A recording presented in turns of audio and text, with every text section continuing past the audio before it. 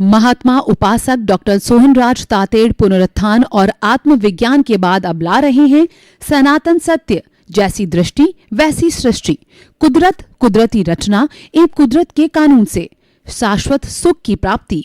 Log in करें www.drsohanrajtated.com, YouTube channel doctor Sohanraj Tated, play store से download करें mobile app doctor Sohanraj Tated. चंदेषु निम्मलयरा आईचेषु अयं पयासैरा सागरवर गंभीरा सिद्धा सिद्धिं मम दिशन्तु, सिद्धा सिद्धिं मम दिशन्तु। हे मेरे भीतर विराजमान शुद्ध आत्मा भगवान, मेरे ईश्वर, मेरे प्रभु, मेरे परमात्मा, मेरे आराध्य, मेरे इष्ट, आप रिद्धि सिद्धि प्रदाता हो। आप सागर के समान गहरे और हिमालय के समान विशाल हो। आप अनंत ज्ञान, अनंत दर्शन, अनंत शक्ति का धाम हो। आप सच्चिदानंद हो।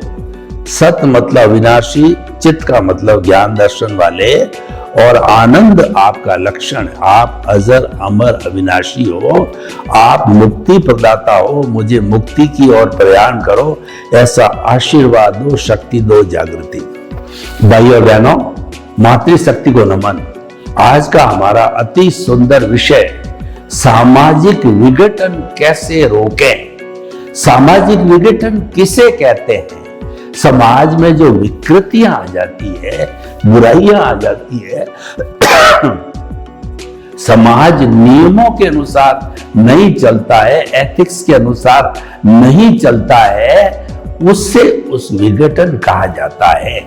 और ये विघटन क्यों होता है कि कुछ बैड एलिमेंट्स आ जाते हैं जो अपनी स्वार्थ की पूर्ति के लिए समाज में राजनीति फैलाते हैं और समाज में उनका स्वार्थ कैसे पूरा हो ऐसा वातावरण बनाते हैं, समाज के विकास की बात नहीं करते हैं। तो इस कारण से सारा विघटन हो रहा है।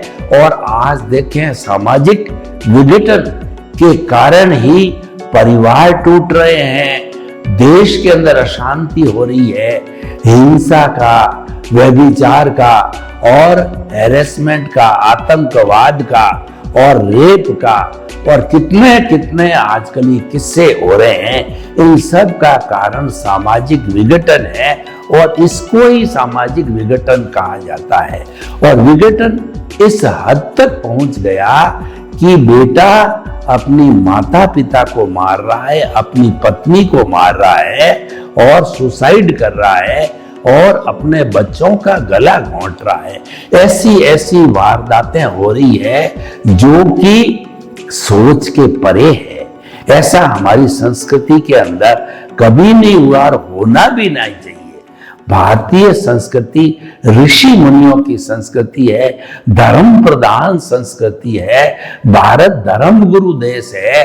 भारत ने हमेशा से ही विश्व के अन्य देशों को शिक्षा का, संस्कार का, समाज सुधार का, शांतिपूर्ण सह अस्तित्व का, वसुधैव कुटुंबकम के, पंचशील का, निशस्त्रीकरण के जो है भारत ने फार्मूले दिए पूरे विश्व को और विश्व ने उसको स्वीकार किया।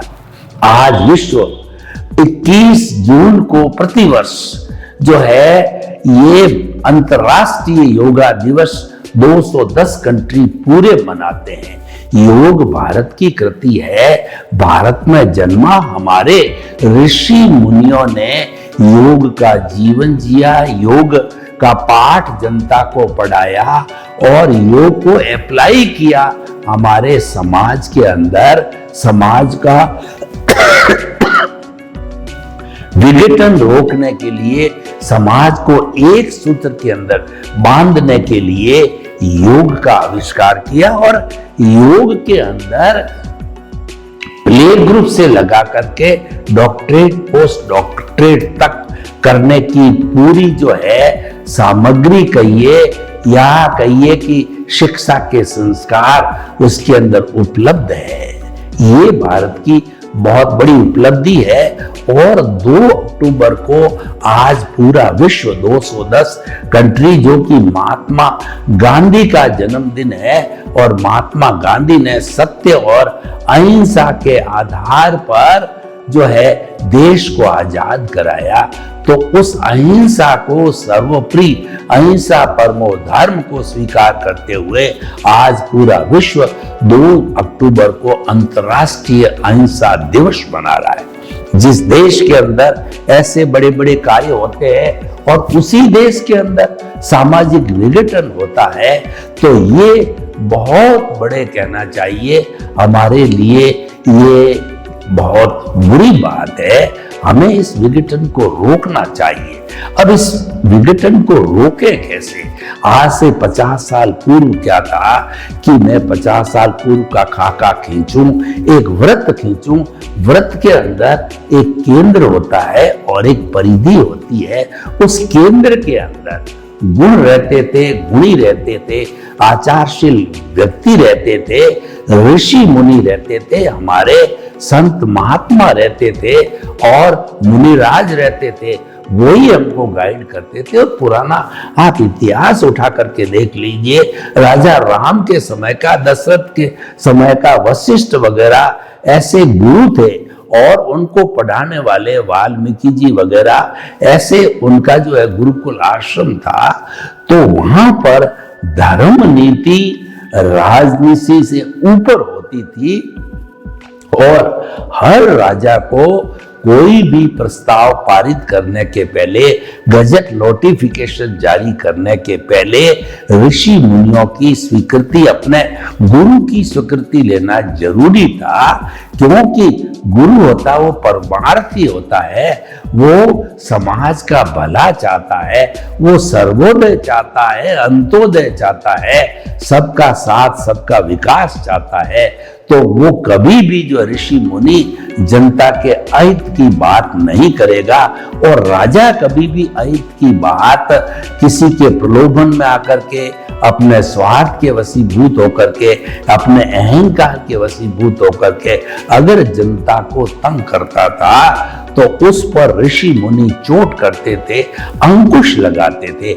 आज राम राज की हम बात करते हैं कि राम राज की पुनः स्थापना होनी चाहिए, क्योंकि राम राज में जनता के प्रति न्याय होता था, सभी सुखी थे, समृद्ध थे और शांति से जीवन यापन करते थे। लोग घरों में ताले भी नहीं लगाते थे, इतनी ईमानदारी, इतना विश्वास था। आज बिल्कुल उसकी उल्टा हो रहा है। उसका कारण क्या है कि जो केंद्र में गुण, गुणी और त्यागी पुरुष होते थे, उन सब को आज कुछ बैड एलिमेंट्स ने परिधि पर डाल दिया, और परिधि पे धन, संपत्ति, पद, प्रतिष्ठा, ऐसी जड़ चीजें होती थी, उसको केंद्र में ले आए। तो हमारा जीवन जो है वो धन से प्रभावित हो गया, और जो लोग धनी हैं केवल उनको ही ऊंचा स्थान दिया गया, और उनको ही आगे बिठाया गया, उनको ही आगे रखा जा रहा, और वही समाज में सबसे बड़ा विघटन कर रहे हैं। आज देखिए, पुराने जमाने के अंदर हमारी संयुक्त परिवार प्रथा थी, जो विश्व के अंदर अनुकरणीय थी, और लोग उस संयुक्त परिवार को देखने के लिए भारत में आते थे, जहां पर 100 लोग जो है वो एक साथ रहते थे, और बड़े बुजुर्गों को सम्मान दिया जाता था, और बड़े मस्त रहते थे। जो दादा परदादा होता था वही सारा निर्णय लेता था, और वो ऐसा निर्णय होता था जो सबको प्रिय हो, सबके हितार्थ का जो है निर्णय लेता था, और वो एकता के सूत्र में बंधे रहते थे। इस कारण से कोई बाहर का व्यक्ति उस संयुक्त परिवार में सेंध नहीं लगा पाता था, उसको तोड़ नहीं पाता। लेकिन आज क्या हुआ? सामाजिक विघटन हो गया, परिवार टूट गए। आज संयुक्त परिवार देखने को भी नहीं मिलते हैं। आज तो ऐसी स्थिति हो गई कि न्यूक्लियर फैमिली में हम दो और हमारा एक के साथ साथ वो अपने माता पिता पेरेंट्स को भी साथ रखना पसंद नहीं करते, क्योंकि उसके अंदर उनकी फ्रीडम मारी जाती है, क्योंकि वो नई पीढ़ी के हैं, वो वेस्टर्न सिविलाइजेशन से बहुत ज्यादा प्रभावित है। वो फ्री रहना चाहिए, चाहे रहना चाहते हैं, चाहे पहनावे की दृष्टि से, खाने पीने की दृष्टि से, बाहर घूमने की दृष्टि से, हर तरीके से फ्रीडम चाहते हैं। इस कारण ये विघटन हुआ। और हमारे परिवार क्यों टूटे उसको, क्योंकि सबसे छोटा व्यक्ति होता है, व्यक्ति से व्यक्तियों के समूह को परिवार कहते हैं और परिवार के समूह को समाज कहा जाता है। मनुष्य एक सामाजिक प्राणी है, वो समाज के बिना जिंदा नहीं रह सकता। और पशुओं का भी समाज होता है, उसको समझ कहते हैं, केवल मात्रा का अंतर। पक्षियों का भी समाज होता है। आपने कभी देखा होगा कि विदेश से हमारे अभ्यारण्य जैसे ताल छापर में है और जैसे भरतपुर में है, और जहां जहां पर हमारे अभ्यारण्य है, जैसलमेर है, वहां पर ये ऊर्जा जो है, विदेशी सर्दी के दिनों में विदेशी पक्षी हमारे भारत घूमने आते हैं, इसकी आब हवा का सेवन करने के लिए। जब वो आते हैं तो एक लाइन बना करके आते हैं, उसमें उनकी सुरक्षा है और वह उनका समाज होता है, हर एक का समाज होता है। और हिरण को देखिए, जब हिरण है, कभी आप देखो रात्रि के समय में वो कैसे विश्राम करते हैं कि पूरा 300, 400, 500 हिरणों का समूह जो है एक जगह इकट्ठा होकर के सेंटर के अंदर बाल बच्चे है या कोई जो है प्रेग्नेंट हिरनी है और जो वृद्ध जो है हिरण हिरनियां हैं, उनको सेंटर में रखते थे और दूसरे घेरे पर प्रौढ़ हिरण रहा करते थे। और जो तीसरा बड़ा घेरा होता था, वहां पर सब जवान हिरण हिरनियां रहते थे और उसमें से चारों किनारों पे एक एक चौकीदार होता था। रात्रि में वह नहीं सोता था, बाकी दूसरे सो जाते थे। कोई शिकारी किसी तरह का आता तो वह जो पहरेदार होते थे वो अपनी भाषा में सबको अलर्ट करते थे और सभी तैयार होकर के भाग जाते थे, शिकारी के हाथ नहीं आते थे। ये उनका समाज है, हर एक का समाज होता है। अगर एक व्यक्ति हिमालय की गोद में जाकर के साधना करना चाहे, वहां भी उसको समाज चाहिएगा, क्योंकि उसको रोटी चाहिएगी, उसको पानी चाहिएगा, उसको शेल्टर चाहिएगी, उसको सुरक्षा चाहिएगा वाइल्ड एनिमल से। सर्दी में, गर्मी में सब जो है उसको बचाव के साधन चाहिएंगे, तो वहां पर भी समाज चाहिएगा। तो ये समाज के बिना हम जी नहीं सकते। और वह समाज, अगर समाज में विघटन है, समाज में अगर कुरीतियां हैं, समाज नर्क बन रहा है, तो हम कैसे जिएंगे? तो उस समाज को ठीक करने के लिए, परिवारों के विघटन को रोकने लिए, न्यूक्लियर फैमिली जो बन रही है इसको रोकने के लिए और समाज में अच्छाइयों का वर्चस्व लाने के लिए हमें हमारी पुरानी पद्धति है उस पर पुनः ध्यान देना पड़ेगा। हम जो वर्तमान में नवीन प्रणाली जो वेस्टर्न सिविलाइजेशन की कहिए, विज्ञान की कहिए, कि प्रेजेंट जो एज है ग्लोबलाइजेशन, प्राइवेटाइजेशन, लिबरलाइजेशन का युग है, हम उसके खिलाफ नहीं हैं। लेकिन प्रश्न ये है कि हमारी जो मौलिकता है उसको भी हम नहीं छोड़ सकते, हमारी संस्कृति उसको हम छोड़ नहीं सकते। और जिस संस्कृति को पूरा विश्व अनुकरण करता है वह तो अच्छी चीज है। कोई व्यक्ति अगर प्रतिदिन हलवा खा करके पचाने की शक्ति रखता है तो वह रूखी रोटी क्यों खाएगा, जबकि उसका स्वास्थ्य पचाने की क्षमता रखता है। तो हमारी क्षमता है कि अच्छा बनने की, अच्छाई को जो है जीवन में धारण करने की, अच्छाई को जीवन जीने की, तो हम कोई बुराई की तरफ क्यों जाएंगे? हम वेस्टर्न सिविलाइजेशन के विरुद्ध नहीं है, लेकिन उनकी अपनी संस्कृति है, उनका अपना सिस्टम है, उनका हमारी तरह से भारतीय जॉइंट सिस्टम, फैमिली सिस्टम नहीं है। और हमारी तरह जो शादी ब्याह की व्यवस्था है वहां नहीं है। हमारे जो शादी ब्याह कहा जाता है उसमें 7 फेरे दिए जाते हैं। 7 जो है उनको नियम दिलाए जाते हैं और ऐसा माना जाता है कि पति पत्नी का रिश्ता है वो 7 जन्मों का रिश्ता है। दोनों मिलकर के, चाहे धार्मिक कार्य हो चाहे संसारिक कार्य हो, अच्छी तरह से वो दोनों जो है जिम्मेवारी के साथ में उसको निभाएंगे। वो व्यवस्था हमारी वेस्टर्न सिविलाइजेशन में नहीं है। वहां फ्रीडम है, वहां यौन संबंधों को ज्यादा स्थान दिया जाता है। कोई किसी के साथ में जुड़ जाए, कोई किसी के साथ डाइवोर्स कर दे।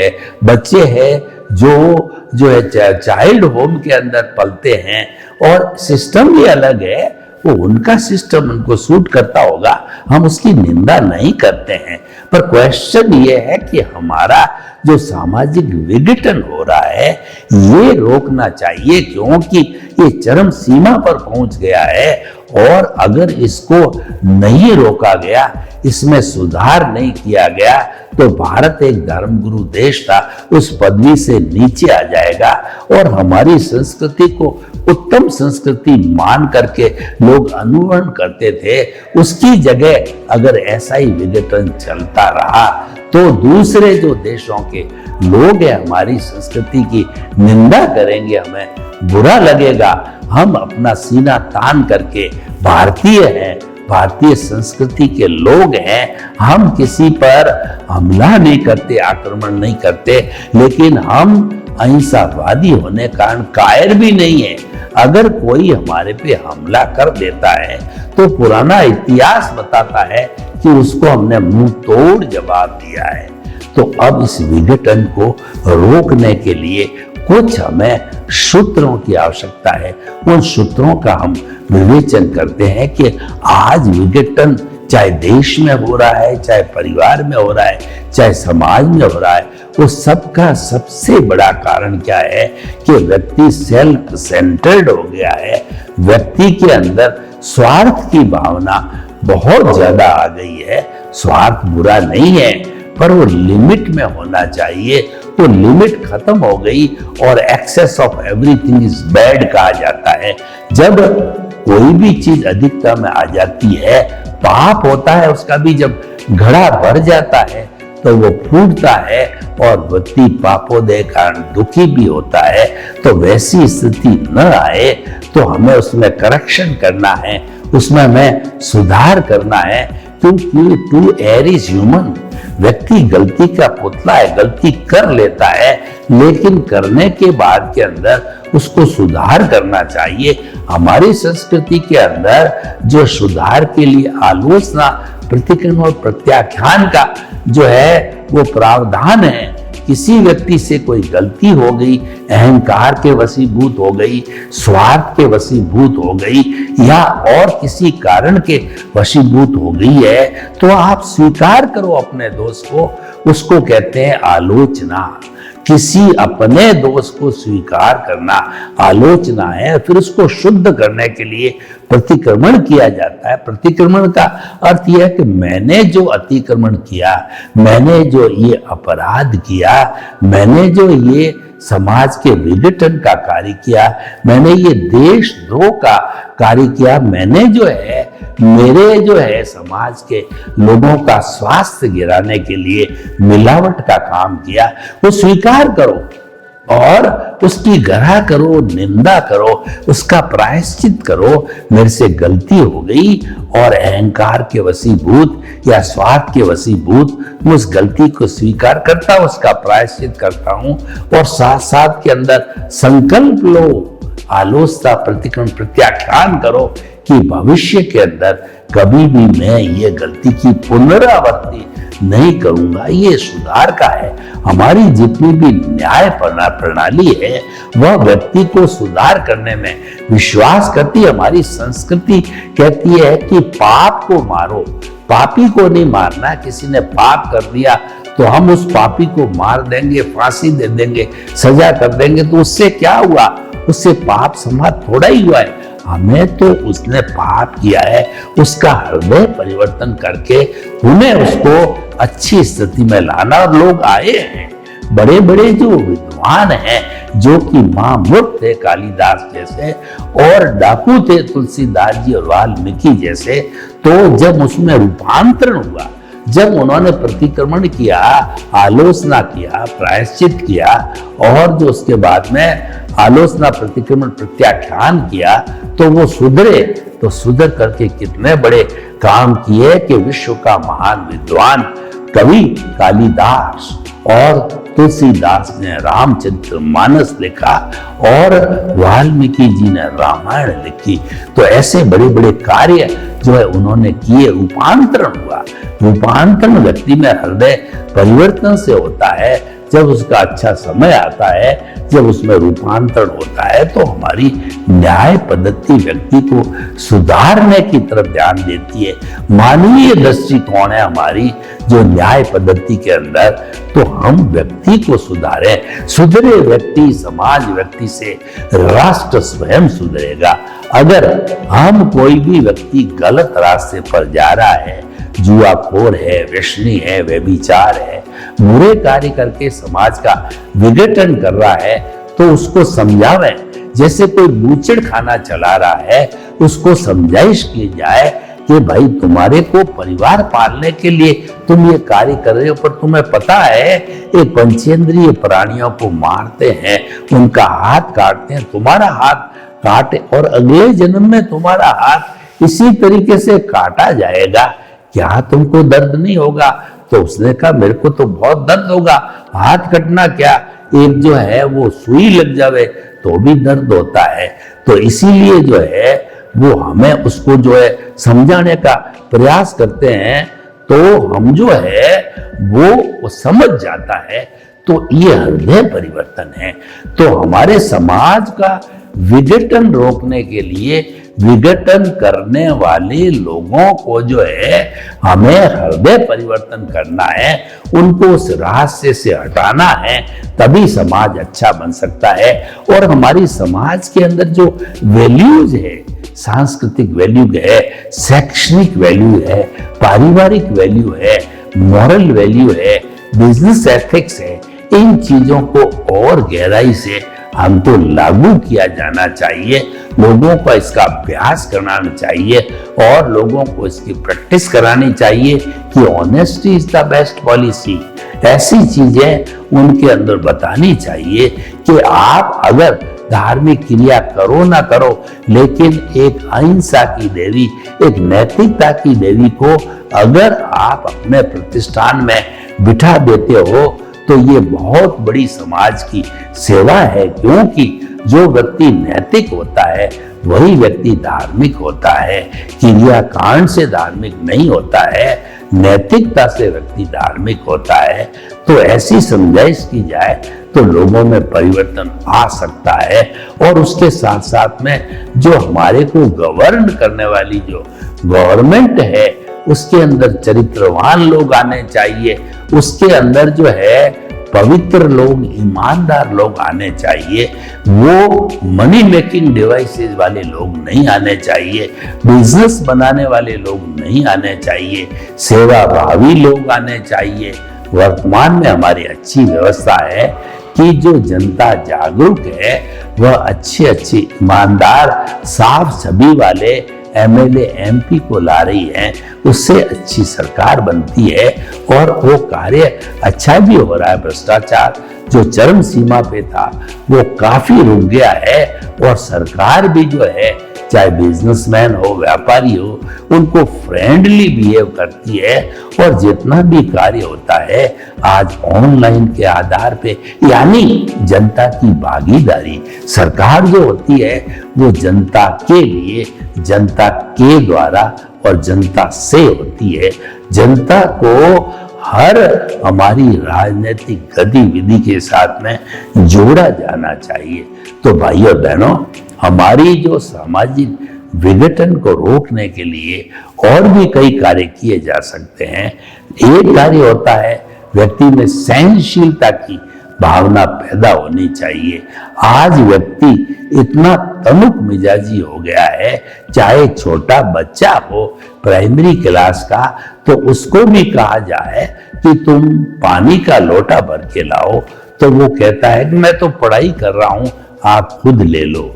यानी कि और जो फीमेल मेंबर है जो कि रसोई बना सकती है, उनको कहते हैं कि तुम रसोई बनाओ, क्योंकि ये नारी का ये मुख्य कार्य होता है। नारी कभी भी रसोई से बच नहीं सकती है, और जो नर होता है वो कमाई करने से बच नहीं सकता, क्योंकि हमारी भारतीय संस्कृति के सूत्र है, ये भारतीय संस्कृति की जिम्मेवारी है, उत्तरदायित्व है। लेकिन आज देखिए कि जो बच्चियां हैं अच्छी पढ़ाई, graduate, post graduate, doctor, engineer बनी, हर फील्ड में बहुत आगे बढ़ रही है, लेकिन सामाजिक विघटन की बात देखें तो उनको कहा जाए कि रोटी बना दो, खाना बना दो, कुछ मेहमान आए हैं इनको खिलाना, तो वो नहीं कर सकते। वो तो केवल ऑनलाइन पर निर्भर है, न तो वो बनाते हैं, न उनसे बनाया जाता है, और न वो सीखते हैं।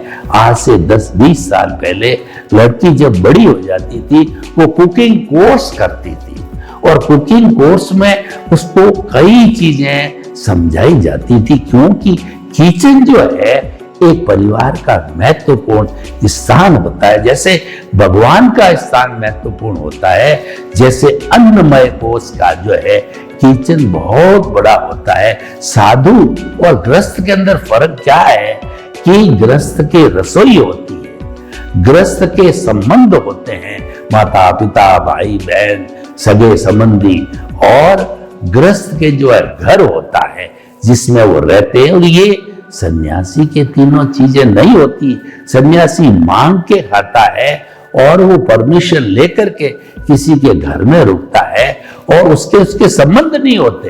अगर किसी सन्यासी का भाई आके उसके सामने खड़ा हो जाए तो कहेगा मेरा संसार पक्षीय भाई है। तो ऐसी हमारी संस्कृति को पुनः जागरण किया जाना चाहिए, तब सामाजिक विघटन रुकेगा। सर्वे भवन्तु सुखिनः, सर्वे सन्तु निरामया। लोग के जीवों को सुख मिले, शांति मिले, आनंद मिले, प्रेम मिले, सौहार्द मिले, और सभी हम एक अच्छे समाज का निर्माण करें। आपके प्रति मंगल भावना। ओम शांति। महात्मा उपासक डॉक्टर सोहनराज तातेड़ पुनरुत्थान और आत्मविज्ञान के बाद अब ला रहे हैं सनातन सत्य, जैसी दृष्टि वैसी सृष्टि, कुदरत, कुदरती रचना एवं कुदरत के कानून से शाश्वत सुख की प्राप्ति। लॉग इन करें www.drsohanrajtated.com। YouTube channel doctor Sohanraj Tated, play store से डाउनलोड करें mobile app doctor Sohanraj Tated.